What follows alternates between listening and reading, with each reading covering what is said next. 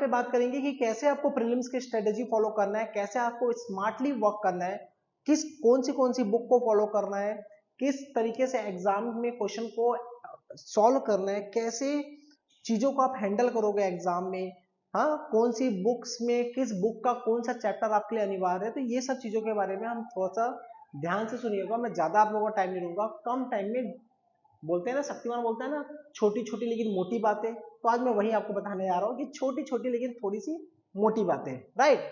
तो चलिए सबसे पहले हम देखेंगे कि सीजीपीएससी का जो प्रीलिम्स एग्जाम है आपका, ओके मैं थोड़ा पेन चेंज कर लेता हूँ।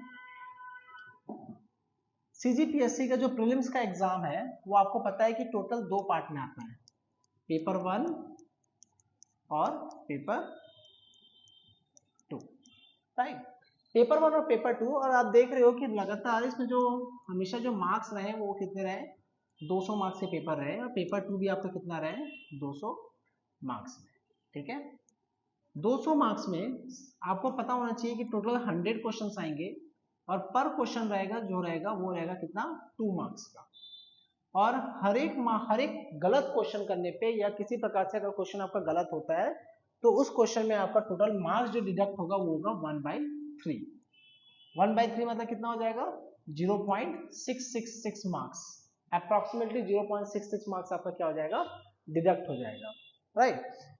ये हो गया पेपर 1 की बात हो गई। अगर हम पेपर 2 की बात करते हैं तो एससी, एसटी और ओबीसी को पेपर 2 जो कि क्वालिफाइड पेपर है, जिसमें आपको सिर्फ और सिर्फ पास होना है, इस पेपर में आपको कितना परसेंट लाना है, टोटल 23%, इट मीन्स 46 मार्क्स, जो कि बहुत इजी है लाना, ओके। और अगर हम बात करते हैं पेपर 2 का जनरल कैटेगरी वालों को, तो उनको लाना है approximately 33%, that is equal to 66 marks, okay. तो ये है आपका प्रीलिम्स का पेपर 1 और पेपर 2 जिसको आपको ध्यान में रखना है, ओके। अब आपको समझना होगा कि पेपर 1 किस पैटर्न में डिवाइडेड है और कौन से बुक को हम यहाँ पे फॉलो करेंगे, ओके।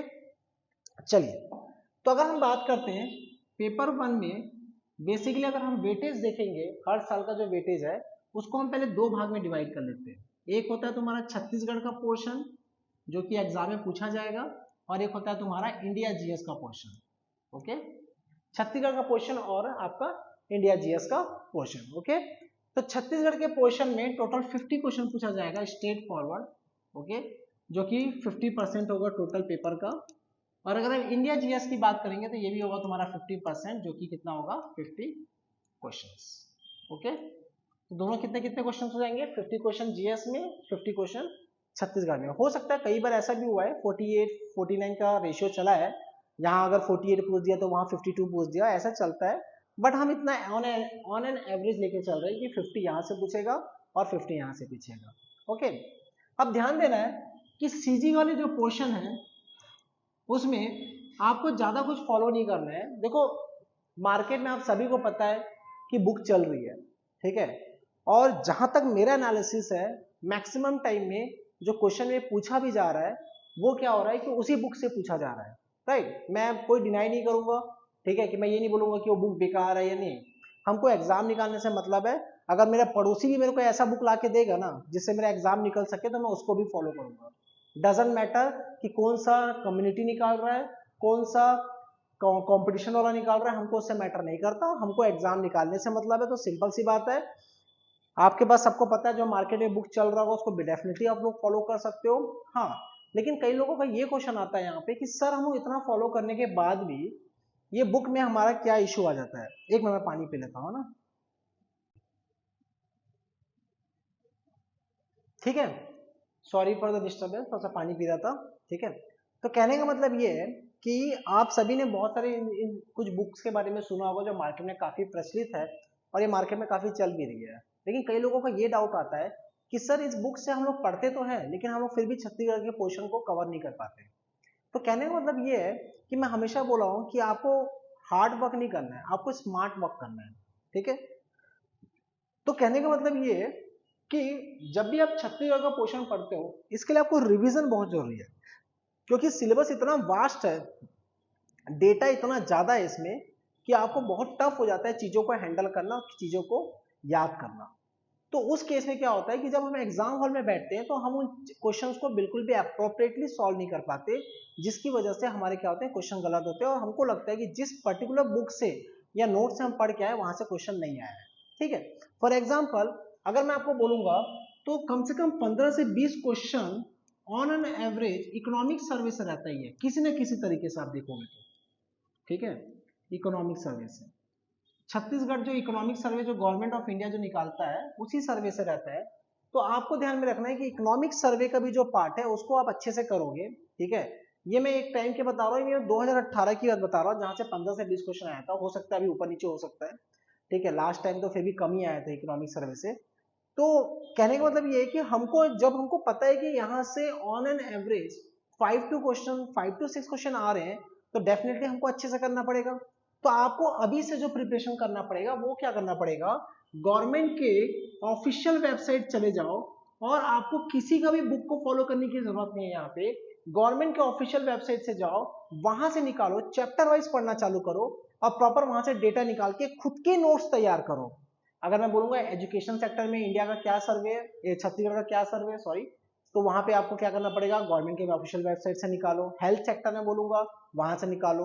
वुमेन्स के बारे में, वुमेन्स के कंडीशन के बारे में बात करूंगा या फिर लिटरेसी रेट के बारे में बात करूंगा या कुछ भी ऐसा कोई पर्टिकुलर डेटा के बारे में बात करूंगा, जीडीपी की बात करता हूँ, जीएनपी की बात करता हूँ, तो ये सारे जो टॉपिक्स होते हैं, ये सारे जो डेटा होते हैं वो गवर्नमेंट के ऑफिशियल वेबसाइट से अच्छा आपको कहीं नहीं मिल सकता।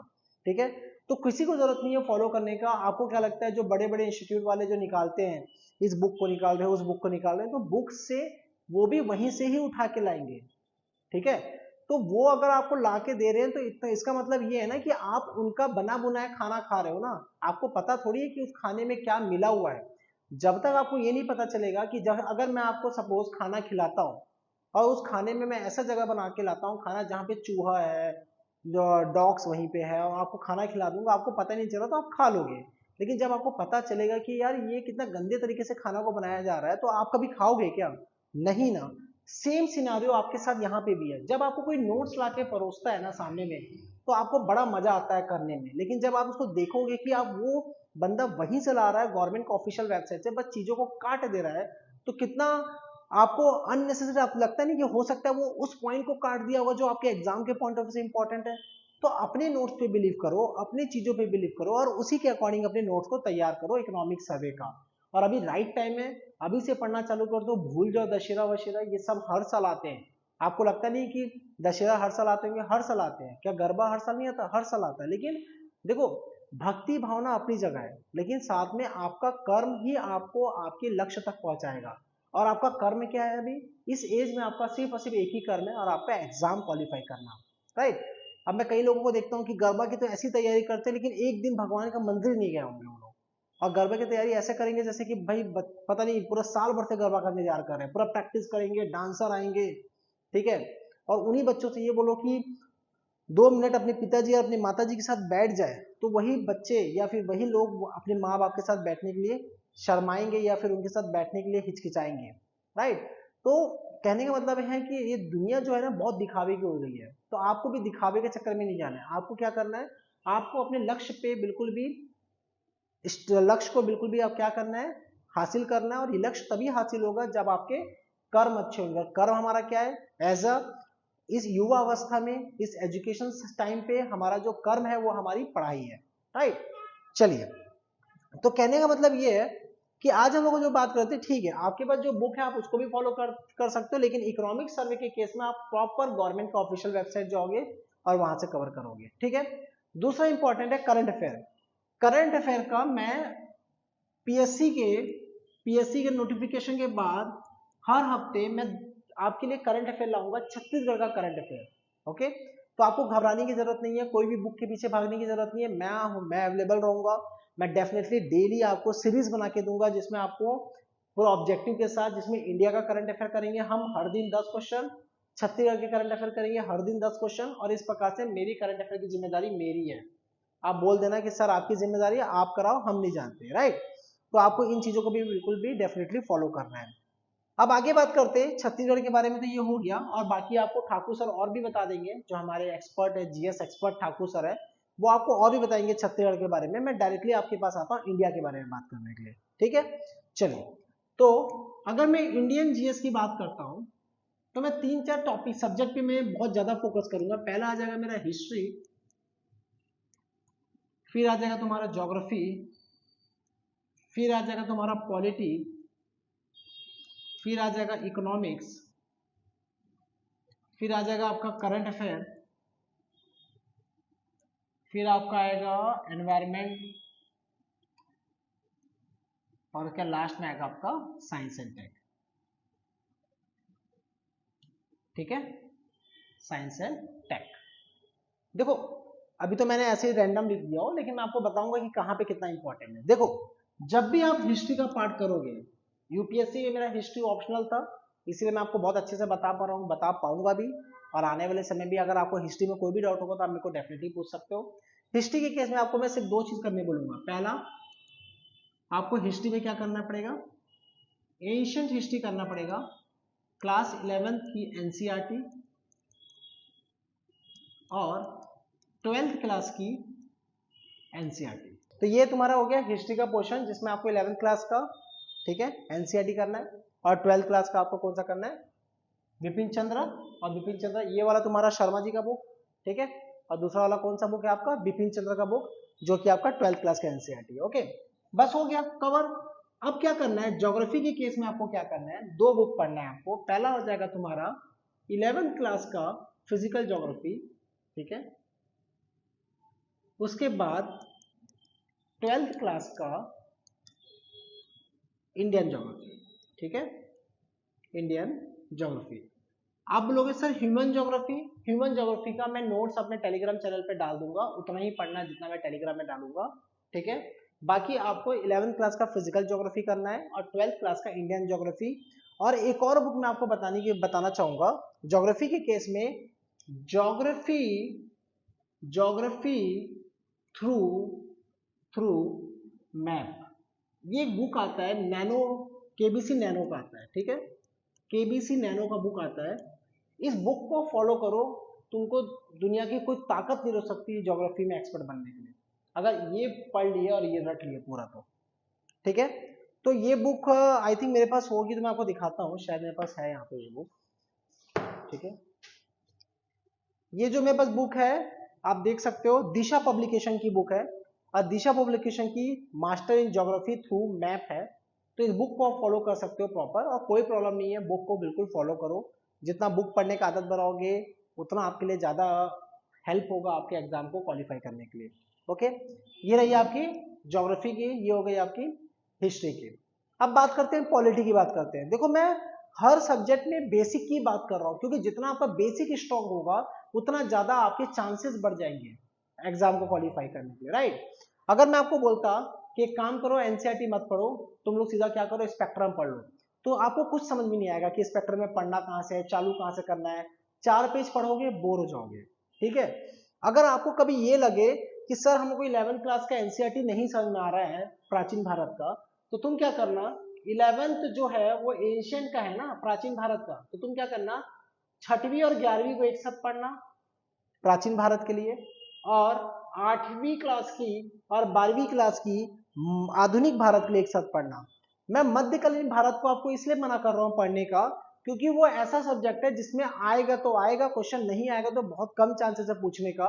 तो मैं मध्यकालीन भारत को जनरली मैं रिकमेंड नहीं करता स्टूडेंट्स को, क्योंकि ऑलरेडी आपके पास बहुत बर्डन है, और अगर इतने बर्डन होने के बावजूद अगर आपको और भी बुक्स पढ़ने के लिए बोलूंगा तो आप कंफ्यूज हो जाओगे। तो अगर मिडिवल को छोड़ना है, मध्यकालीन भारत को, तो आप छोड़ सकते हो, ठीक है।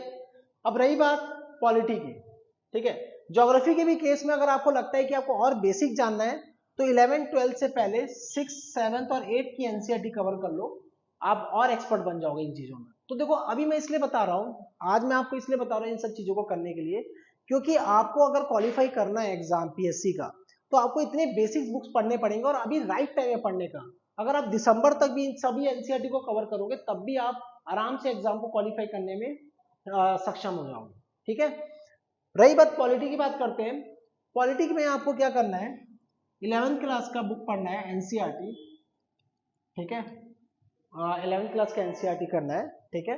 और साथ में लक्ष्मीकांत का बुक तो पढ़ना है, लेकिन मैं आपको एक बताना चाहूंगा कि जब आप लक्ष्मीकांत की बुक पढ़ो, लक्ष्मीकांत की बुक जब भी आप पढ़ोगे तो आपको ध्यान में रखना है कुछ चीजों को। जैसे कि सबसे पहले आप करोगे इसमें पार्लियामेंट चैप्टर, पार्लियामेंट चैप्टर शायद चैप्टर नंबर 23 होगा जहां तक मुझे याद है, देख लेना चैप्टर नंबर 23 है शायद। पार्लियामेंट का चैप्टर पढ़ोगे। पार्लियामेंट चैप्टर पढ़ने के बाद आप क्या करोगे, कैबिनेट वाला पार्ट पढ़ोगे, मंत्रिपरिषद, ठीक है, कैबिनेट पार्ट। पार्लियामेंट के बाद कैबिनेट पार्ट पढ़ोगे। कैबिनेट पढ़ने के बाद आप करोगे संवैधानिक बॉडी, जिसको हम बोलते हैं कॉन्स्टिट्यूशनल बॉडी। सारे कॉन्स्टिट्यूशनल बॉडी को रटोगे, कौन से कॉन्स्टिट्यूशनल बॉडी है। फिर नॉन कॉन्स्टिट्यूशनल बॉडी को पढ़ोगे लक्ष्मीकांत से, असंवैधानिक बॉडी, ठीक है। उसके बाद करोगे नेक्स्ट चैप्टर करोगे other constitutional body, other constitutional body, ठीक है। उसके बाद करोगे तुम क्या करोगे, ये जब तीनों चैप्टर हो जाएंगे आपके अच्छे से, उसके बाद सीधा आप आ जाओगे एग्जीक्यूटिव पे। एग्जीक्यूटिव में कौन कौन आ जाएगा, प्रेसिडेंट, वाइस प्रेसिडेंट, ये सब तुम्हारे किस में आ जाएंगे, एग्जीक्यूटिव में आ जाएंगे, ठीक है। ये 2 चैप्टर करने के बाद आप सीधा क्या चले जाओगे, ये प्रायोरिटी वाइज बता रहा हूं, ध्यान रखना है इन सभी सब्जेक्ट को आपको प्रायोरिटी में रखना है, इन सभी चैप्टर्स को, ओके। उसके बाद आप सीधा चले जाओगे fundamental rights, fundamental duties, DPSP, ये करोगे, ये 3 चैप्टर करोगे। और उसके बाद ये करने के बाद आप सीधा चले जाओगे किसमें, centre state relation. Centre state का रिलेशन क्या है, कौन से कमिटी बैठी थी, सरकारिया कमीशन, उच्च कमीशन, इन सभी कमीशन के बारे में प्रॉपर पढ़ोगे। And the final historical background को लास्ट में पढ़ोगे, जब आपका एग्जाम का 1 हफ्ता बचा रहेगा, जिसमें आपका पहले लिया हो ना इतिहास, संविधान का इतिहास, तो इसके बारे में आप लास्ट टाइम में लास्ट में पढ़ोगे, तब जाके ये तैयार होगा आपका, ठीक है। अभी रिसेंटली मैंने एक हॉस्टल वार्डन में एक क्वेश्चन आया हुआ था, शायद तक याद नहीं आ रहा है मुझे एग्जैक्टली, लेकिन इसी प्रकार का कोई क्वेश्चन था कि जिसमें कि हमारा जो संविधान है उसको किसने लिखा था या कौन सी लिपि में, ऐसा कुछ क्वेश्चन था शायद तक। तो वो हमने प्रॉपर क्वेश्चन याद नहीं आ रहा, नहीं तो मैं आपको बता देता। तो ऐसा कोई क्वेश्चन आया था जो हमारे प्रॉपर नोट्स में मैंने बच्चों को बहुत अच्छे से रटवाया था चीजों को, ठीक है। तो फिर निकल के मैंने बताया था ये चीजों को, इस टाइप के क्वेश्चन आए हुए हैं तुम्हारे एग्जाम में। तो ये वही टीचर आपको बता सकता है जिसके पास काफी समय से बहुत सारे एग्जाम्स का एक्सपीरियंस हो, ठीक है। अब मैं यहाँ पे आपको बहुत सारी चीजें ऐसे बता सकता हूँ कि कई जैसे देखता हूँ मैं, बहुत सारी चीजें ऐसे बता सकता हूँ कि कई जैसे देखता हूँ मैं कई यूट्यूबर्स को जो बड़े बड़े लिख रहे थे कि फूड इंस्पेक्टर 4 रैंक, ये रैंक 4 रैंक, मैं भी यहाँ पे अपने सर्टिफिकेट लगा सकता हूँ, यूपीएससी प्रीलिम्स मेंस इंटरव्यू। फिर मैं यहाँ पे ये भी बता सकता हूँ कि आपका एसएससी सीजीएल प्रीलिम्स मेंस, तो मैं यहाँ पे चाहूँ तो लाइन से सर्टिफिकेट लगवा सकता हूँ, लेकिन मुझे जरूरत नहीं है। अगर आपको लगता है कि वो टीचर आपके लिए सक्षम है आपको पढ़ाने के लिए, आप 1 हफ्ता 2 हफ्ता टीचर्स के पास पढ़ो, देखो, चेक करो, क्रॉस क्वेश्चन करो, टीचर्स में काबिलियत होगा तो आपको अच्छे से पढ़ा पाएगा, नहीं होगा तो आपको टच भी नहीं कर पाएगा टीचर्स, कि आपको पढ़ाने का वो ट्राई भी करने की कोशिश करेगा तब भी वो आपको बिल्कुल भी नहीं कर पाएगा, ठीक है। तो कहने का मतलब ये है कि इन सभी चैप्टर को बहुत अच्छे से आपको ध्यान में रखना है, ठीक है।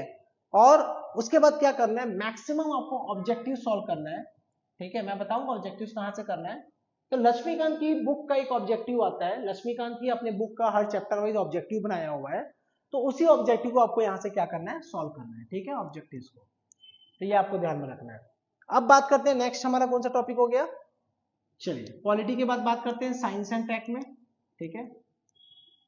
देखो साइंस एंड टेक में छत्तीसगढ़ माध्यमिक बोर्ड आता है ना, ऐसा ही होता है शायद, माध्यमिक शिक्षा मंडल या फिर माध्यमिक बोर्ड, ठीक है। सीजी बोर्ड के बारे में बात कर रहा हूं मैं।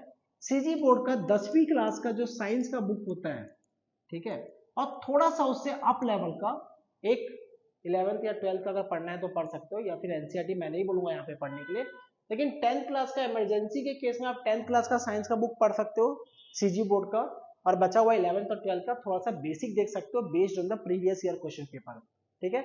ये आपके लिए काफी रहेगा, ओके।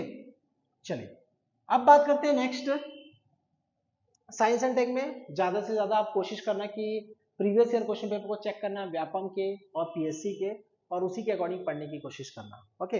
अब यहाँ पे नेक्स्ट हम बात करते हैं किसके बारे में बात करते हैं, यहाँ पे हम बात करते हैं एनवायरमेंट हो गया, इकोनॉमिक्स की बात करते हैं।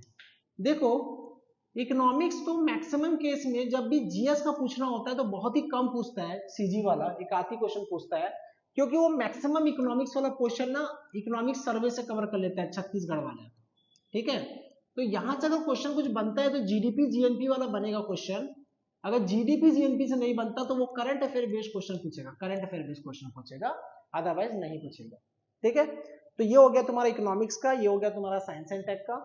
अब बचा तुम्हारा एनवायरमेंट का पोर्शन। तो एनवायरमेंट के लिए केस में मैं आपको बस इतना ही बोलूंगा, नचिकेत सर का बुक आता है, नचिकेत का बुक आता है, वो बुक को पढ़ो, उतना ही आपके लिए इंपॉर्टेंट है जितना आपको प्रीवियस ईयर के बारे में पूछा है, कि वो ज्यादा डीप में नहीं पूछता, यूपीएससी जैसा बिल्कुल सिंपल पूछेगा, ठीक है। कुछ क्वेश्चन जो होंगे करंट अफेयर बेस्ड होंगे, वो हम यहाँ पे कवर करा देंगे, घबराने की जरूरत नहीं है, ठीक है। कोशिश करो कि अभी से पढ़ने की ट्राई करो। देखो ज्यादा लेट करोगे तो पढ़ने में बहुत तकलीफ होता है, ठीक है। फिर हड़बड़ाओगे, फिर मार्केट में घूमोगे, बुक्स पता करोगे, ये करोगे वो करोगे, मैं ये बिल्कुल भी नहीं चाहता। क्योंकि ऐसा नहीं बोल रहा हूँ कि मैं बहुत एक्सपर्ट था या फिर मैं ऐसा नहीं करता था, मैं भी ऐसा ही करता था आपके जैसा, एंड मोमेंट में जाके बुक ढूंढना, ये होना। हालांकि मेरा एग्जाम क्वालिफाई हो जाता था, लेकिन मैं नहीं चाहता कि आप किसी भी तरीके से कोई भी एक नंबर से भी वंचित रह जाओ अपने एग्जाम को क्वालिफाई करने के लिए, राइट। तो आप चाहो तो यहाँ पे बिल्कुल आओ, ठीक है, यहाँ पे भी पढ़ सकते हो। धमतरी में हमारा लाइब्रेरी की फैसिलिटीज है, ठीक है। यहाँ पे आप देख रहे हो ये वीडियो में कि कैसे लाइब्रेरी हमारा दिख रहा है आपको वीडियो में। साथ में साथ मैं आपको ये भी बताने की कोशिश कर रहा हूँ कि हमारे जो अभी नया बैच भी चालू हो रहा है, तो अगर आपको ज्वाइन करना है तो हम उन बच्चों को फ्री ऑफ कॉस्ट पढ़ाने की चाहेंगे, जो बच्चा बिलो पॉवर्टी लाइन है उसको हम डेफिनेटली फ्री में पढ़ाएंगे। आप एक बार ट्राई तो करो, हमको कांटेक्ट करने की तो कोशिश करो। हम डेफिनेटली उन तमाम बच्चों का हेल्प करेंगे जो बच्चे बिलो पॉवर्टी लाइन है, जो बच्चे के माता पिता उस पैसे को अफोर्ड नहीं कर सकते, उन बच्चों को हम डेफिनेटली क्या करेंगे, ये संस्था को फ्री रखेंगे। साथ ही साथ मेरा हमेशा से इच्छा था कि एसएससी के लिए मैं बहुत बच्चों को अपने साथ जोड़ के रखूं, ताकि इन बच्चों को जो एसएससी के लिए इधर उधर भटकना पड़ता है वो बच्चे ना भटके। तो मैं क्या करता हूँ कि हर मंडे को मेरे, देखो अभी तो मेरा मॉर्निंग वाला बैच लगभग फुल है, ठीक है, लेकिन फिर भी मैं क्या करता हूँ कि हर मंडे को एक नया बैच चालू करता हूँ। नया बैच इन सेंस में नया टॉपिक चालू करता हूँ, ताकि बच्चा मंडे को उस क्लास को ज्वाइन कर सके और उस क्लास में उसके लिए एक नया सीरीज से कोई चीज टॉपिक को चालू कर सके। तो अगर आपको भी एसएससी के क्लासेस ज्वाइन करना है तो यहाँ पे आप देख रहे हो ये हमारा नया पोस्टर है, ठीक है। और यहाँ पे आपका एसएससी का आपको क्या मिल जाएगा, सारा डिटेल्स मिल जाएंगे। और बाकी जाओ सब्सक्राइब करो और हमसे कांटेक्ट करने की कोशिश करो, जो भी हमसे हेल्प बन पड़ेगा हम डेफिनेटली करेंगे। और अगर आपको लगता है कि आपको काउंसलिंग की जरूरत है तो हम फ्री ऑफ कॉस्ट आपको काउंसलिंग प्रोवाइड करेंगे, मेंटरिंग प्रोवाइड कराएंगे, आपको नोट्स प्रोवाइड कराएंगे। जो बच्चा यूपीएससी करना चाहता है हम उसको यूपीएससी का भी प्रिपरेशन कराएंगे, ठीक है। तो कहने का मतलब है ये सारे हमारे डिटेल्स हैं, प्लीज कांटेक्ट करो। आपको एक लाइक करना है, ठीक है, और एक शेयर करना है अपने दोस्तों के साथ, ताकि जो बच्चे एफर्ट नहीं कर सकते, जिन बच्चों को बहुत ज्यादा मिसगाइड होते हैं, उनको इस प्रकार की वीडियो देख के उनको क्या मिल सके, गाइडेंस मिल सके। तो प्लीज हमारे सब चैनल को सब्सक्राइब करिए। प्लीज हमारे चैनल को आप जब देख रहे हो तो सिर्फ एक छोटा सा बटन है नीचे सब्सक्रिप्शन का, उसको प्लीज क्लिक करिए ताकि हमको और मोटिवेशन मिले और हम और इसी तरीके से अच्छी अच्छी वीडियो बना के लाए। Thank you so much. जय हिंद, जय भारत।